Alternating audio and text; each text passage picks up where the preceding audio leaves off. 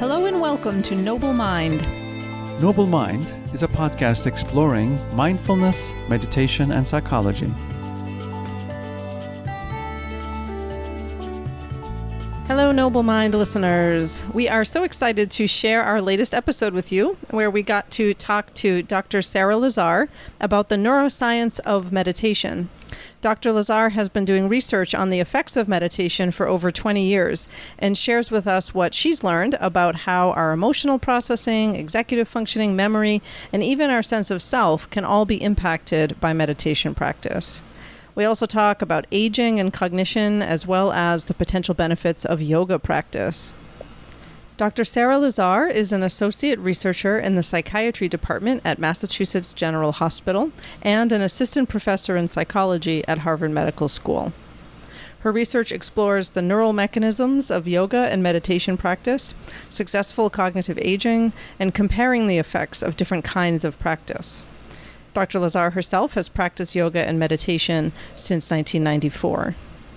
As always, if you enjoy Noble Mind, you can follow us on social media on Facebook, LinkedIn, Instagram, or Twitter. And you can also join our free Facebook group at facebook.com/groups/NobleMind. You can also find our episodes posted on YouTube on our YouTube channel. You can learn about upcoming events, get show notes, and also join our email list at noblemindpodcast.com. Enjoy this episode.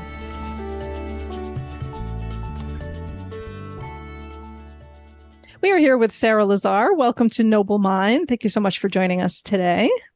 Thanks for having me. We'd love to maybe get started just by having you introduce yourself to our listeners and tell us a little bit about yourself, your background, anything you want to share. Sure. So I'm a neuroscientist. I work at Massachusetts General Hospital, which is part of Harvard Medical School. And I've been doing research on meditation for 25 years, 26 years now. And I started back when I was in grad school. I was a runner and I was training for the Boston Marathon and I destroyed my knee because I overtrained. Yeah. And I went to see a physical therapist and they said, you have to stop running and you have to just stretch. And as I was leaving the physical therapist's office, I happened to notice an ad for a vigorous yoga class. And I thought, okay, this is a great way to stay in shape and stretch. And back then, 25 years ago, yoga and meditation were not well thought of. So I didn't tell anyone that I went to my yoga classes. I sort of snuck out and went and the whole thing. And I didn't believe in any of the mind-body stuff. So I was going there purely as a form of physical therapy. The yoga teacher would be like, okay, this pose will do this for you, and this pose will do that for you. And I was like, yeah, I'm here to stretch. But what I noticed was that after just a couple of sessions, I was more relaxed. I was less reactive. It was having profound impacts on me. I'd been running for years. I always stretched. So it was clear to me that it wasn't just exercise. It wasn't just stretching. There was something different about yoga. And my yoga teachers included 5 minutes of meditation just at the end of class. And I really liked the meditation. So after I finished my PhD, I decided to switch. And I've been doing this research ever since. What was your original PhD? What did you switch from? Microbiology. Interesting. Something very, very, very different. A bit like John Kabat-Zinn, I think he. Exactly. Yes. And I've talked about that. And Matthew Ricard also is a microbiologist. Interesting. Yeah, so it's actually a well-trodden path from microbiology. To something about it. Also, before I even started grad school, I knew I kind of sort of wanted to understand the brain and that whole thing. But I didn't want to do animal research. And back then, when I first started my PhD, because MRI wasn't really up and running at that point. And so to do anything with the brain meant chopping up animals. And I couldn't do that. Oh, yeah, so sure. I was like, okay, I'll do bacteria. But then when I switched, I realized, okay, I want to do research on this stuff. I was like, okay, I can do research on humans. This is fine. So I don't have to chop up anyone's brains. 25 years ago, as you were saying, it was a very different time. How did you manage to find your way into like a work or a lab or whatever that even allowed you to explore that? Yeah. Yeah, I got very, very, very, very lucky. So what happened was I attended a neuroscience class because I figured, okay, I need to learn about the brain through Harvard Medical School. And they have guest lectures come in. And one of the guest lectures was Bruce Rosen, who's the head of the MRI Imaging Center at MGH. And he's like one of the top neuroscientists in the world, whatever. And I had never even heard of MRI. And he started talking about what they were doing with it. I was like, oh my God, that's the tool I need. So I went and I talked with him and, he was funny. He your PhD is in bacteria.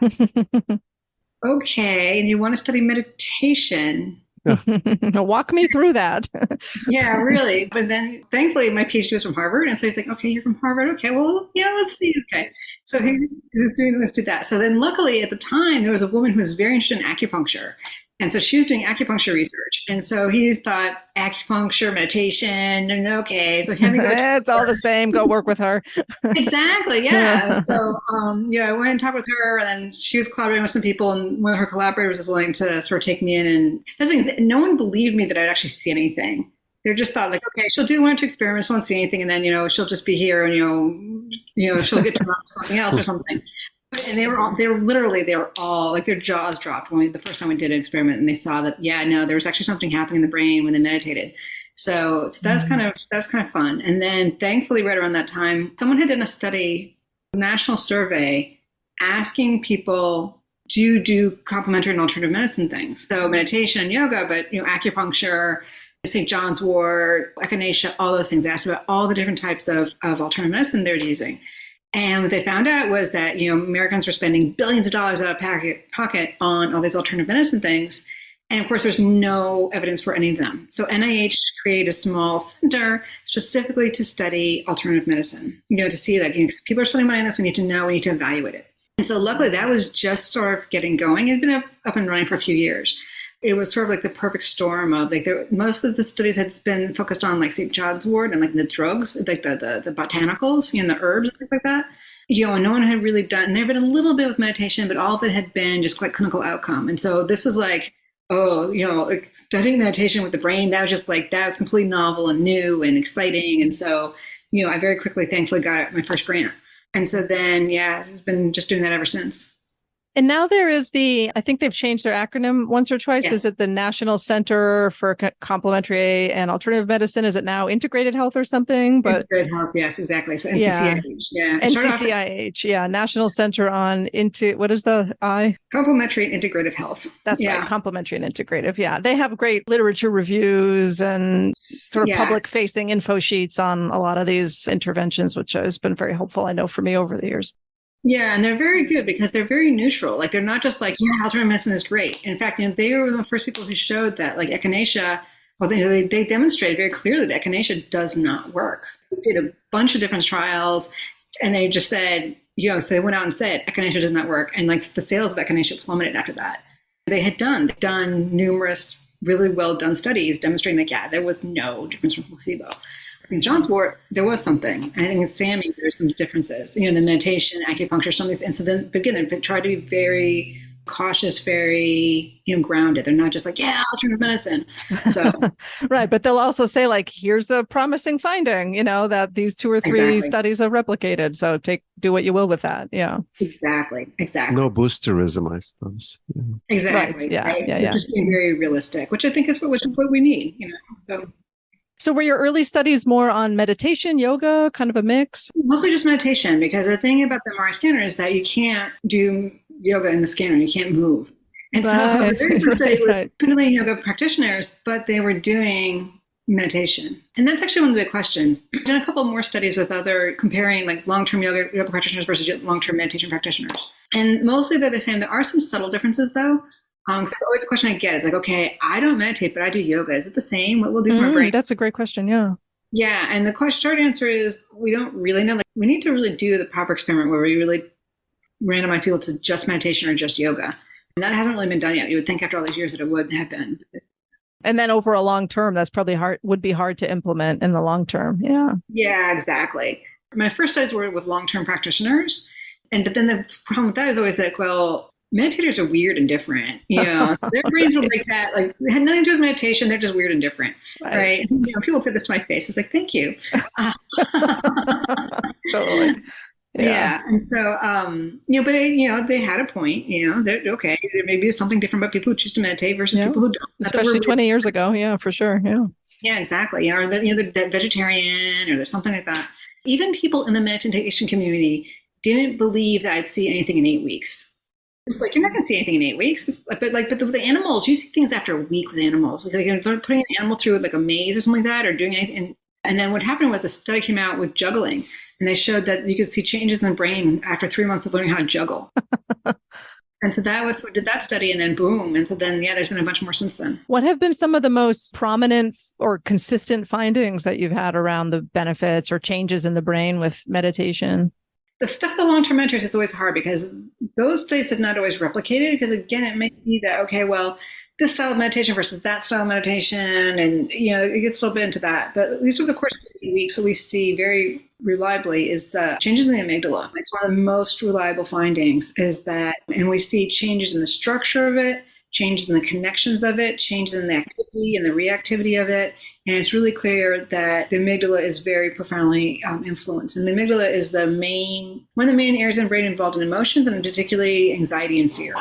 Most of the studies have been done in the context of stress and or anxiety. And of course, the amygdala is all about anxiety and stress. So it really does seem like definitely one of the ways in which meditation is helping people with anxiety and stress is by changing the structure and function of the amygdala. Yeah, I mean, that is huge. I mean, for somebody who's listening who's not a neuroscientist or hasn't taken a class in college where they remember that is such an important part of the brain to be able to change and to, for the better, to help people with emotion regulation and deal with their fears and anxieties. I mean, being able to touch that with a practice is hugely, hugely important. Yeah. And then the other big change that, again, has been fairly well replicated is there's something called the default mode network, which you may have heard about, which is there's this network of brain regions that, the name default, the idea is that when you're lying in the scanner not doing anything in particular, those are the brain regions that are lighting up. And the idea is that most of us, when we're just lying there not thinking about anything particular, are thinking about ourselves in some way, shape, or form.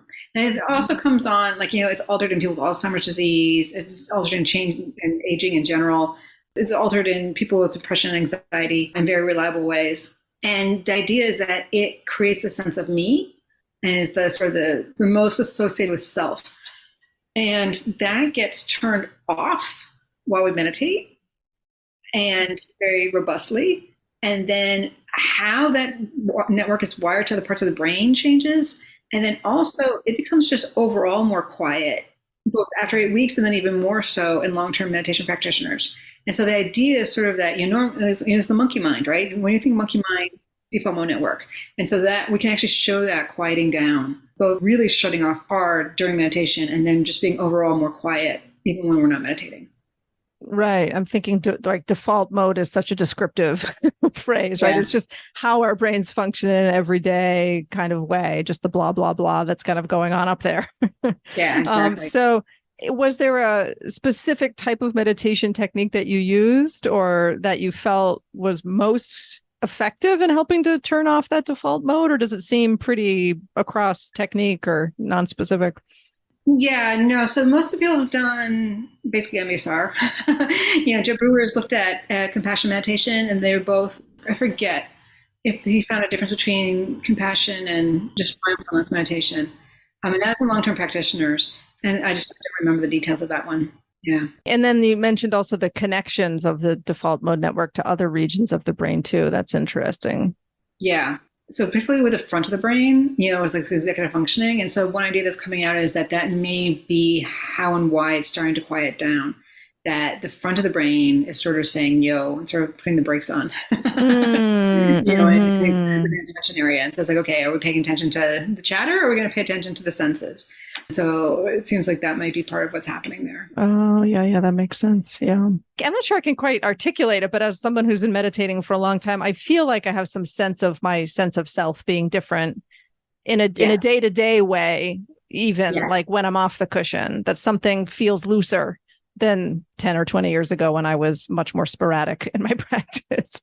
Exactly. Yeah, no, definitely. We are rewiring the brains. We're rewiring it in a lot of ways. Because again, you see that more changes, so you definitely get changes over the course of the 8 weeks, but then it doesn't stop there. And then you get that experientially with your practice too. It's like, you're sitting and practicing, and then it's like, oh, okay, now I get it. You practice a little bit differently, and then you practice like that for a while, and then it's like, oh, okay, and then you have to do, metta meditation, and then okay, that changes, and maybe initially you're just focusing on the breath, but then it opens up, and you start doing some open awareness, and that gets different, and then you get into like the deeper states, and yeah, no, and because that's the thing, practice is constantly changing, and so that's going to change your brain as well.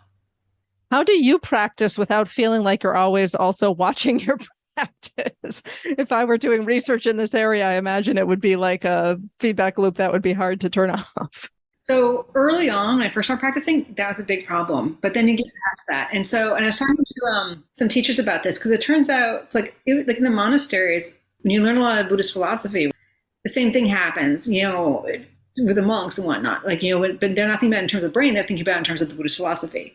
Probably most people who meditate, they think about that, like, oh, this is, and like you hear it and it's like, oh, this is happening to me, right? The teacher said this, and, oh, I can see this happening. And so the same thing was happening, except for that it was in the context of the brain. So, but for the most part, especially my amygdala is like, oh, see, my amygdala is not talking anymore. Oh, my amygdala is, that happened a lot when I was first started. But now, not so much. Now I'm just like, okay. Yeah. Right. You figured out a way to kind of toggle, Yeah, it's not so interesting anymore. It's like, okay. Yeah. So one practical consequence of the amygdala change would be that the person starts to live in a safer world, surrounded by nicer people. Safer feeling, maybe? Yes, actually, we have two experiments that directly speak to that. So one was with people with anxiety, general anxiety disorder. So people with general anxiety disorder, when they see neutral faces, their amygdala lights up big time, right? Because they don't know how to interpret neutral faces. They think that so they respond to neutral faces the same way that they respond to angry faces. Versus most people, there's no response to neutral faces, right? You get a big response to neutral faces, no response to happy faces, no response to neutral faces. But anxiety people, they have big responses to the neutral faces. But after MBSR, that they're normalized, right? So they still have the big response to angry faces, but they don't have big response to neutral faces. And that's really important, because the thing is, you want your amygdala, like if someone's angry at you, you want your amygdala to say, hey, hold on, pay attention, right? You don't want to just be like, oh, it's all good and happy. No, there's information there that's important. You need that feedback. You need to be, if the guy's like really angry and like, be dangerous, you need to, know that. Versus, but the neutral person, there's no reason to be alarmed by a neutral person. And so feeling definitely more safe, because you're not like looking out for danger everywhere. So that was the first experiment we did. And then the second one was just healthy, stressed people. And we applied a shock electrode to their hand, and we paired it with light. So good old Pavlovian conditioning, right? So see a light get shocked. And then we showed them the light, but we didn't shock them. And then we brought them back the next day and we showed them the light. And again, we didn't shock them. And the question was, how did they respond to the light on the second day? Did they remember that the light meant they were safe, or were they like, oh my God, I'm gonna get shocked again? And it turns out that people, again, with anxiety, depression, psychopathology, they forget that the light means they're going to be safe, right? They don't extinguish well. So they respond to the light the same way that they did when they were getting shocked. Versus people who, have healthy amygdala and hippocampus, they remember, light means I'm safe. And so they respond like they did while they were being extinguished. And what we see, this study, we can randomize people to MBSR or to exercise, because exercise is really good for emotion regulation and for stress reduction. And so in terms of stress reduction, the groups were no different. But in terms of response to being shocked, meditation was clearly superior, like really far superior. Wow, that's cool. Yeah. Well, it's even the first finding, of the second study you described, that MBSR and exercise are very similar in terms of stress reduction, because they're very different practices. But that they would have a similar outcome in any way is kind of cool. But then also, right, to be able to target that specifically, that ability to sort of be less reactive to neutral phenomena, or to extinguish fear responses that you had learned previously, but are, can later let go of because they no longer are predictive. That's really amazing. Yeah, and it has important implications. Because a lot of people are like, oh, exercise, meditation, it's all good. Again, it's like, okay, so how are they the same? How are they the different? So again, if you're just looking for general stress reduction, sure, exercise is great, but if that's something a little bit extra.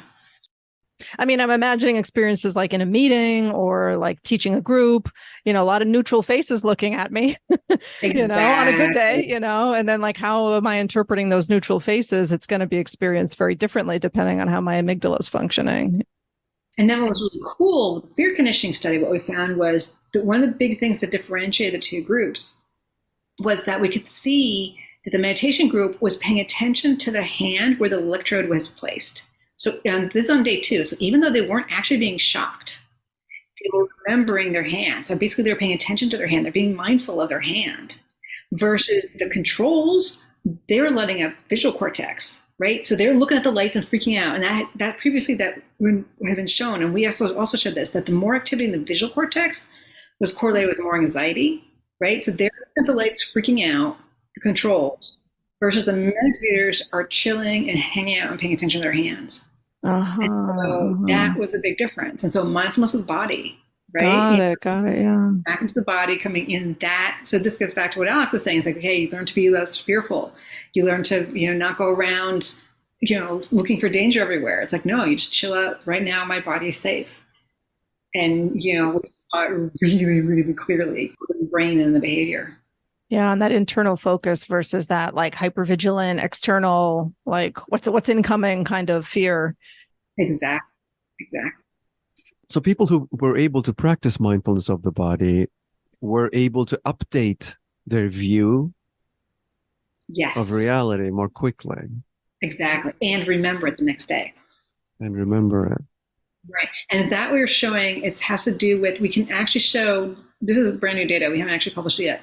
So during extinction, we're actually seeing that it's more connected both to amygdala and to the hippocampus. So again, like they're encoding it more strongly, right? So they're paying attention to the body, and that's what's getting encoded and remembered, as opposed to just, okay, what colored lights were it? So right. And amygdala and hippocampus, which is largely connected to memory, and those two are hugely impacted in people with trauma, let's say. And I know that those two areas of the brain are really implicated in PTSD. And exactly, yeah. So this really shows really, really clearly what's happening, and then it's like, yeah, okay, yeah. So. Great stuff. And this is a lot of this is, or is all of this 8 weeks of MBSR, mindfulness-based stress reduction? Yeah, exactly. Yeah, I mean, that's very impressive. Yeah. Wow. Yeah. And everyone's sort of like, oh, MBSR is like, no, MBSR is great. MBSR is really right, great. Right. It's been around for a long time. There's been a lot of research, and it's, clearly it impacts, a lot of things relatively quickly, Yes. Yeah, no, it does. Mm-hmm. Well, I know that one area of your research I'm interested in is some of your stuff on cognitive aging. Would you be willing to share a little bit about where you're headed with that? Sure, yeah. So what we did was we did a study with people 65 to 80 years old, and we randomized them to mindfulness. It wasn't exactly MBSR because these were not people who were stressed. They were looking for cognitive training. So we could give them straight up MBSR, but it was the same meditation techniques as an MBSR, but it was more, so instead of learning about stress reduction, they learned a little bit of stress reduction, but more was paying attention and, focus and these sorts of things was the focus. More emphasis on the cognitive skills and attention and Exactly. But definitely there was some relaxation. So that was group 1. And then group 2 was crossword puzzles and Sudoku. Strongly recommended. Yes. And so, but what's interesting, and this is well known actually, so probably, yes, they definitely have some protective effects, crossword puzzles and Sudokus. But what they found is that, like, if you've never done a crossword puzzle before and you start doing them, you will get a bump, but that after a while, it goes away. Like you lose, like it loses its, and so that, in terms of cognitive training, what you need to do, like, so programs like Lumosity and Brain Train, these sorts of things, what they do is they have you constantly learning new tasks and new games. So you do Sudoku for a couple of weeks, and then you switch into crossword puzzles for a couple of weeks, and then do this for a couple of weeks, and then, right, and the idea is you're always learning something new, right? It has to do with the novelty. And so we saw that in our study with the controls, was over the course of the 8 weeks, they had a really good bump in their cognitive abilities. Then we followed them for 2 years, and most of those declines, those gains were gone by 1 year. Oh, Not wow. all gains, but a lot of them were. Again, so this is well established. Versus with the meditation group, most of the gains were maintained, and some of the gains continue to accrue even over the course of 2 years. And did you track whether people continued any of these practices after? How did that go? Yeah. So were they not allowed to? Yeah, no, definitely. And so the crossword puzzle, basically everyone in the crossword puzzle pretty much continued doing crossword puzzles and games, right? And then the meditation group was interesting because they actually cut back. So most people were only practicing like 3, 4, 5 times a week. Very few people were still practicing 7 times a week. Some people completely stopped. We don't understand that, and so, but yeah. And that's what's really interesting because again, like you're not doing anything different. Like they were still just doing plain old meditation, right? The same breath. Like, because again, with the brain training type things, you have to be constantly switching, shifting. How many new languages can I learn? How many new hobbies can I get? Exactly. Right. How many games does Lumosity have anyway? Exactly. Yeah, exactly. right. And also the thing about meditation is that like it doesn't have to cost a lot. Like, yeah, okay, you might have to actually pay a couple $100s for the initial class or whatever. But then, there's so many free resources online. Most meditation centers let you come for free or very low, like $5 a week or something like that. It's pretty cheap. Versus if you're constantly having to take new classes, it gets pricey. Plus, you can do it every day, and it has all these other benefits besides just the cognition. Obviously, it has all the emotion, and plus there's growing evidence that impacts telomeres and impacts general health and inflammation, all these sorts of good things. So it's not just cognition. Could you go back and just say, if you have off the top of your head, what areas of cognition you were looking at in terms of where did you see the benefits in the different groups? So we were mostly interested in memory because, again, we've shown before, the hippocampus is obviously very well impacted with meditation. So we were mostly focused on memory, particularly declarative memory, right? Which is, your ability to remember facts and figures, because that's what goes with aging. But we also found, and there's definitely some benefits there, but we also found improvements in working memory, which is it's not the same as short-term memory. Short-term memory is part of it, but it's more holding those facts and figures in your mind and working with them. Like doing mental math kind of thing? Exactly. So those sorts of things improved. And then also what was really clearly improved was sustained attention, which makes sense because that's what you're doing with meditation. And so how that was, we gave people a really boring task. So they saw pictures of cities and mountains. And most of the pictures were cities. And every now and then they'd see a picture of a mountain. And the task was just, when you see a city, hit a button.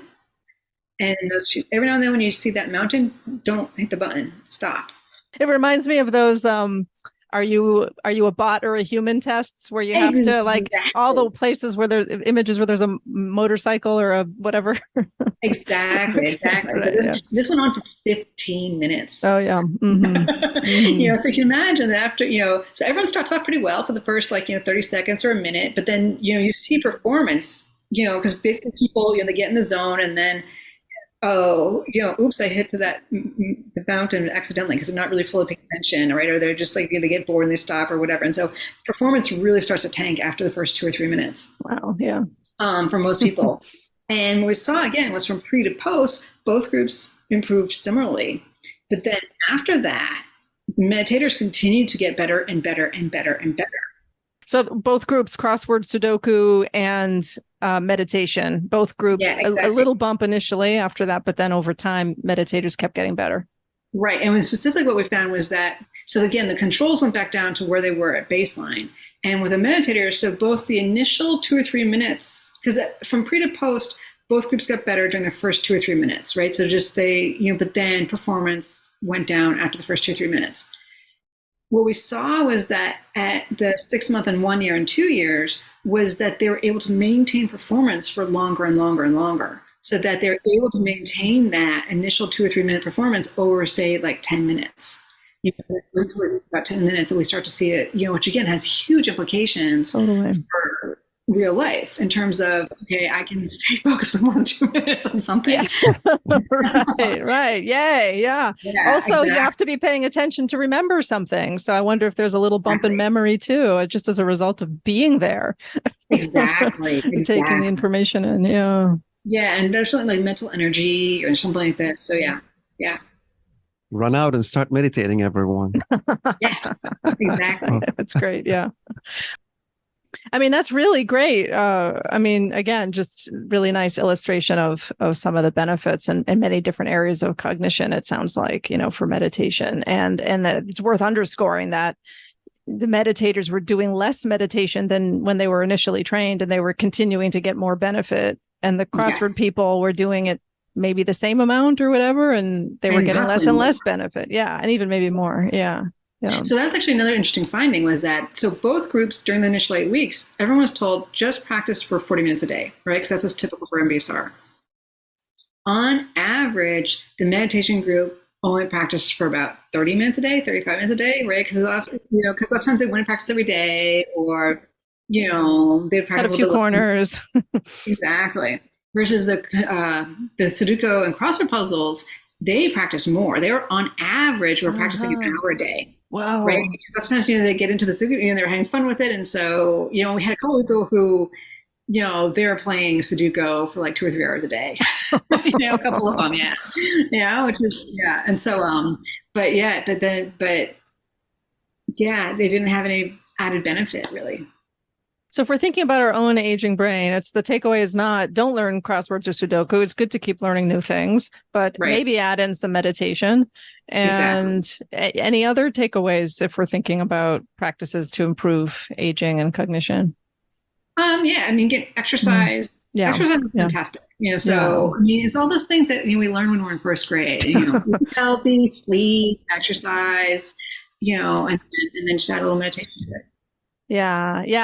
I think I know this comes up in my work with older adults, is that there's often this wish for the hack kind of to that there's something cognitive you can do to protect your brain, but really exercising is just so good for your brain, just moving your body. And, it's sort of you mean I have to go to the gym, or just find something you like to do really. But it can be a little bit just more of the same good advice. But the meditation thing is new. That will be new for a lot of people. Yeah. Right. And that was actually interesting. So we were concerned because in a lot of our other studies with younger people, we would tell people, okay, you're going to be randomized to meditation or to exercise. And there was clear preference for meditation, right? They were they want the meditation. But the older people, a lot of them were they wanted the crossword puzzles and Sudoku. Some people who were randomized to meditation drop out because they didn't want to meditate. And so it's just you guys, you don't know. You get the good one. So it's sort of interesting. Yeah. So that especially older people, they really, again, because they really went through, because when they were younger, there was a whole hippie generation. Totally culture change and yeah. And there was just a really strong negative message around meditation back then. I think that's why they still have that negative connotation. So hopefully that can start to change. Well, yeah. And if such folks who are maybe a little reluctant, resistant to it get benefits, that's also a great sort of counter argument for there's just something weird about meditators. Exactly. Yeah. These are people who really didn't want to do it and they did it and benefited from it. Yeah. Yeah. And this again is where the brain data really comes in, because, a lot of people say what's the purpose of the brain data? And I think the number one benefit of the brain data is doubt, right? The Buddha talks about there's the 5 hindrances, and the biggest hindrance is doubt, because if people doubt, they won't even start. With the other 4, you may be falling asleep, you may be agitated, but you're on the cushion, you're doing it, you get at least a few minutes. But if you're doubting, you're not even getting on the cushion. Hindrances, these are the 5 hindrances to practice. Exactly, yeah. And I've heard that a lot from teachers where MBSR teachers, where a doctor has prescribed MBSR, right? Or they've gotten a lot of pressure from their family or their friends to start meditating. And so they're there, they don't really want to be there. But then they see the brain data and it's oh, okay. All right. There's something to this. I'll try it. Yeah. The data really makes a difference for opening minds, for people who wouldn't otherwise be kind of curious or open to it. Exactly. Have you been doing anything looking specifically at any yoga practices? Not too much. We need to do more. We did a study with Kripalu yoga, but we didn't do imaging with it. And unfortunately, there's a lot of technical problems with that study. But so for those of you who don't know Kripalu yoga, it's a very slow, gentle form of yoga. The word Kripalu means compassionate in Hindi or Sanskrit. I'm not sure. It's definitely not power yoga. It's definitely not, hey, get yourself into this pretzel. It's very much, okay, honor your body, listen to your body. If your body says no, back off. It's very, it's a very mindful form of yoga, basically. And that's, one of the reasons why we liked it. And so we did a study with that, and we showed that, it reduces stress, it enhances compassion, and also one of the interesting things is that it changes diet, which is really interesting. Yeah. And this was actually, we got a lot of traction on this, is that, because there's nowhere in the class do we discuss diet. We don't even do the raisin experiment in the first class. We assessed everyone's diet patterns, and we saw very clear changes. Because this is something that we'd heard anecdotally from a lot of people, and there have been one or two little studies that had kind of sort of had hints of it, but we found that, just starting yoga class changed people's diets. Is that because of more body awareness, maybe? Or maybe, yeah. Attention to one's health or sense of wellness, or there's probably multiple factors. So we think that, definitely a little more self-compassion, because definitely self-compassion went up, and that was one of the mediators. Also, just more awareness of like, okay, when I eat this junk, this is how my body feels, versus when I eat the healthy stuff, this is how my body feels. Better emotion regulation. So it's like, I want to get those urges to eat the potato chip. I can better overcome those urges to eat the potato chips. All of that, again, self-views, how people view themselves, all of that was probably playing a role in it. I'm a person who does yoga, and people who do yoga don't eat a bag of Doritos at night watching the cable, like identity shift or something. Well, or you only eat one small bag as opposed to one. Right. So I'm thinking of the family size.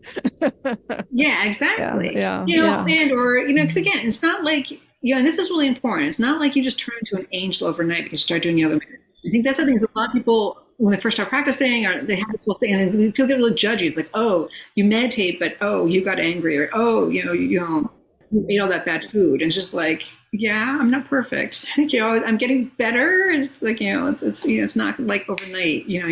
Right. Other people can have judgments and expectations of people who engage in these practices, like you're supposed to be above certain things or something just because you're on a path. Exactly. And we judge ourselves too. Yeah. Oh my God. There's a woman I know who, she came to me in tears, because she'd been meditating for about a year, but her mom got a cancer diagnosis. She had completely fallen apart, and she felt like she was a failure in her meditation because she had completely fallen apart. She's like, no meditation is gonna, I mean, it's falling apart. You're gonna fall apart when someone you love, especially a parent. Yeah, it's not supposed to make you numb, right? No, exactly. And then I'm sure I'm sure this was true. She was handling it better than if she hadn't been meditating. Right. So, So I think we need to understand that, yes, these things are really powerful, but there's limitations, and we're still human. And like, even the monks have been sitting in caves for 30 years. I mean, we're not perfect either.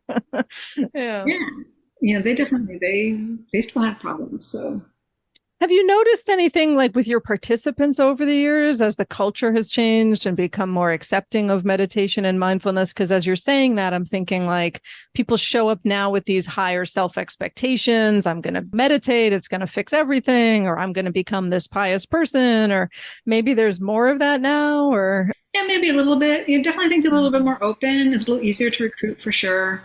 One thing that's been hard is that, especially in the Boston area, is finding people with no prior meditation experience. That's been one of the hardest challenges, is because back when I first started, like, no one meditated. So it was really easy to get people who had never practiced before. But now it's like, okay, no, you haven't practiced in the past year, and you haven't practiced more than X amount, and okay, you've done yoga, you've done meditation. And so we have to, that's been, which is good. I mean, clearly people are trying, which is great. I said the science a little bit harder to do sometimes. Right. That's so true. I hadn't thought of that. Yeah. So it sounds like perhaps meditation and yoga may become like exercise, recommended for everyone for many things. Yeah, no, definitely. I think there's a lot of people who would like to do that, to say that. I always put this caveat there that people who have a lot of psychopathology should proceed with caution. It's sort of like, someone with a heart disease, and really, heart attacks, you don't tell them to go out and start running 5 miles a day. Similarly, if someone has a lot of psychopathology, especially trauma, sitting down and meditating for 40 minutes may not be the best thing for them. Generally speaking, especially for people with trauma, yoga is a little bit easier. If you've meditated, you know that oftentimes old repressed memories suddenly get de-repressed, and that happens way less with yoga. And there seems to be the idea that the yoga sort of gives you some of that emotion regulation that the meditation does, but it's less likely to trigger the old stuff. And so you can I would say start with the yoga, see how that goes. build up some of that resilience, and then slowly, start with maybe 5 minutes of meditation and see what happens. You don't want to just be sitting there and all of a sudden, boom, you get traumatized with an old memory. Trauma-sensitive mindfulness, I suppose, too. Mm-hmm. Right. Yeah. I was just remembering some of the research. Just there's not been a lot of it yet, but some initial studies on potential side effects or iatrogenic effects of meditation practice, like for people with panic who have difficulty like paying attention to body cues without being triggered into a panic attack. Exactly. And other kinds of things. Yeah, you need to sort of have a very individualized teaching program for someone to be able to navigate that. Or maybe it's just not the right practice. Maybe something like yoga is better. Yeah. Exactly. Yeah. And they talked about, traditionally they said, yoga was practice for meditation, or was, preparing the body for meditation, right? I'm remembering an open loop from something you said a little while back, which was that you said you were a runner, and then we were talking about those attention studies, because I'm also a runner. I had heard of a study somewhere that gave meditation instruction to runners and had them do this extraordinarily boring task, and they got better at running because they basically trained their brains to be bored, I think was the idea. Interesting. I hadn't heard about this. Yeah. And it was like featured in Runner's World or something. So like distance runners were given this like extraordinarily boring cognitive task to do, and they would do it. I don't know if it was connected specifically to some kind of meditation or mindfulness, if it really was just do this boring attention task. But people then somehow it generalized into their distance running in a way that made them better able to persevere through like really long slogs. This was a while ago. There's been a bunch of people, George, I'm blanking on George's last name. But anyways, he's worked with a lot of professional athletes, including the Philadelphia, I'm blanking on I'm not good with names in sports. Yeah. There's a rowing team that they started practicing basically mindfulness while they were rowing. And their times improved dramatically. The Seattle Seahawks, wow. The year that they won the Super Bowl was the year that they had learned how to meditate.